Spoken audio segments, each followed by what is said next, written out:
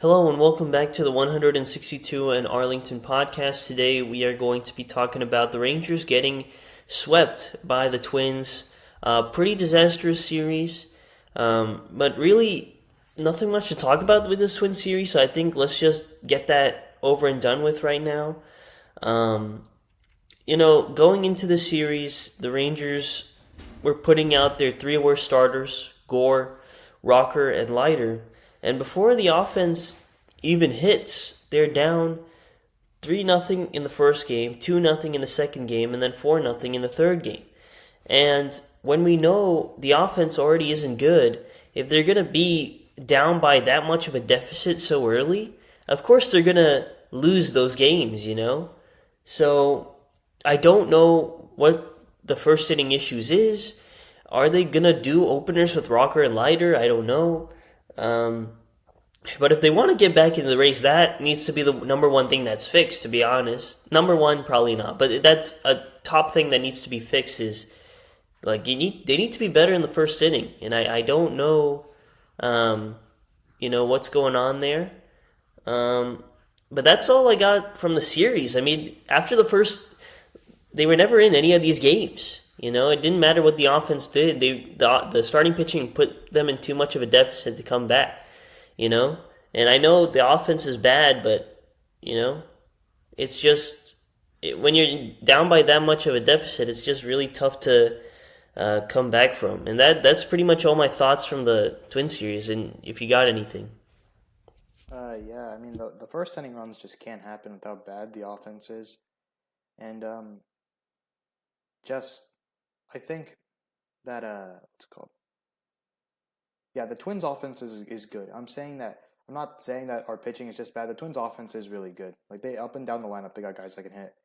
But at the same time, you got to be people now understand that the Rangers' whole starters mentality is attack the zone. So when you fall behind 2-0 in a count, you can't rely on your fastball because they're probably sitting fastball and they're going to crush it. So I don't know. That adjustment has to be made. It's been a while now. I feel like they should make that adjustment. It's been just too long of this happening. yeah, that's completely true. In the first game, they were down 3-0, and then Peterson hits the 2-run homer. But then the Rangers' offense was just completely dead after that. There's really nothing going on. So again, they weren't in that game. Even though it was 4-2, they were never in that game. They were down 9-0 after the top of the fourth in the second game. And then in the third game, they were down 4-0 in the first and 7-0 at one point. So yeah, they just completely weren't in the series. They didn't lead any inning in the series. They never had a lead. Yeah. I mean, the closest was a one-run deficit for how many innings? One inning, I They had a think. one-run, 2 innings. yeah, couple innings, yeah. They had a one-run deficit for a couple innings, but yeah, there was just nothing going on in the series. And yeah, the Twins' offense is actually all right. It was just kind of crazy how it just was all lefties that was hitting. The lefties on the Twins that were hitting. It was Trevor Buxton. Larnack, Cody Clemens, lefties. I said. Well, I know Buxton did something. I think Buxton just hit the homer. Buxton just. I mean, maybe the second game he did some things. Um, yeah, he had one hit in the second game, but it was mainly the first game that he had the solo homer in the first game, but he wasn't doing. It was a lot of the lefties on the Twins that were doing a lot of the damage. Trevor Larnack, Cody Clemens, Josh Bell, Brooks Lee, Caratini. There's probably other guys I'm missing, I think. But it's just interesting. I'd be interested in signing that Twins coaching staff. I feel like they got the right approach for this ballpark. Better than whatever the Rangers' approach is right now. But yeah, I'm done with the series. I kind of want to just talk about the state of the team now. If you got anything else on the series. Why was Josh Smith up? Like Yeah, genuinely, why? Josh Smith is a conversation. Yeah. Because I know you were saying that there was probably a ball yesterday where if Nicky Lopez is starting at second, he can probably field that ball. The Josh Bell RBI single yesterday. Nicky Lopez has been all right. since getting called up. Let me see what does Nicky Lopez's stats look like since coming His on the batting Rangers? average is Because I not high, know but he he's a had a good. few. His batting average ain't high, but he is a good team player. Like he plays that small ball No, really good. he's been solid. 313 average with a 749 OPS. He has been very solid since coming on the Rangers. Because I know he had 5 at bats with the Cubs that he didn't really do anything. He's actually been very solid with the Rangers. 313 average with a 749 OPS. I don't get this Josh Smith stuff. I really don't. Um, Obviously Seager got put on the concussion list, and let's see if he's back up. And I'd be interested if Smith gets sent down again after that, or I don't know who's going to get sent down. Sorry, with some voice cracks. Um, yeah, because Seager's supposed to come back on Friday, right? Is what they That's said, right. but let's see. Yeah. Nicky Lopez plays better defense. He needs the better bat right now. So I don't know why we are playing Josh Smith for no reason. Josh Smith has a 564 OPS this season. It feels like there's no juice on his bat, so I don't know what we're doing there. Um, but yeah, so let's kind of just go through the state of the team. I made a short a couple of days ago, kind of trying to preview the trade deadline and the directions that Chris Young can go. It is 45 days away from the trade deadline, and let's obviously see where they're at.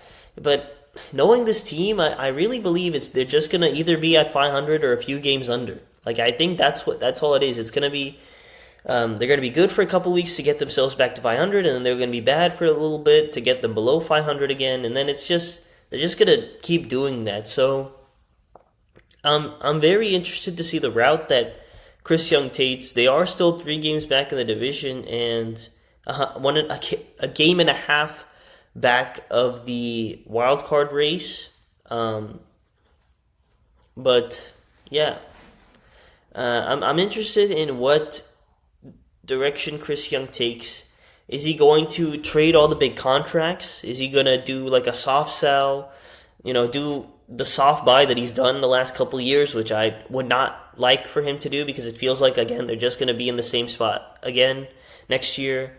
Is he gonna do an all-in buy, which I don't believe because I don't think they have the prospects or the money to do that. I'm just very interested to see what Chris Young's direction is going into the trade deadline, because I think like selling off all the big pieces while eating some money, I don't think that's too much of a bad idea. I think this team needs a reset. I think they need to figure out how they want to develop hitters. Um, you know, so Yeah. that's where I'm at. I think selling off the team is the Giants are about to sell off the team. They've kind of been stagnant for a couple years. The Rangers have been in the same spot. So again, I've said it like 3 times. I'm interested what Chris Young's direction is heading into the deadline. I wonder if he's been asked that or not. Yeah. I think selling is the best option. Obviously, you want an all-in buy, but they don't have the money or the prospects to go all-in buy. Um, like there's a couple guys that you could definitely get rid of, and even in a soft sell that you could benefit from, get the prospects, but still keep yourself in the race. Um, Specifically, guys like Peterson and like other guys that are available. But Higgy. Higgy, yeah. But yeah, it's interesting to see what's gonna happen. But yeah, I don't think if he does the soft buy again, then because one bat ain't gonna change this lineup, man. Like everyone's mid. Yeah.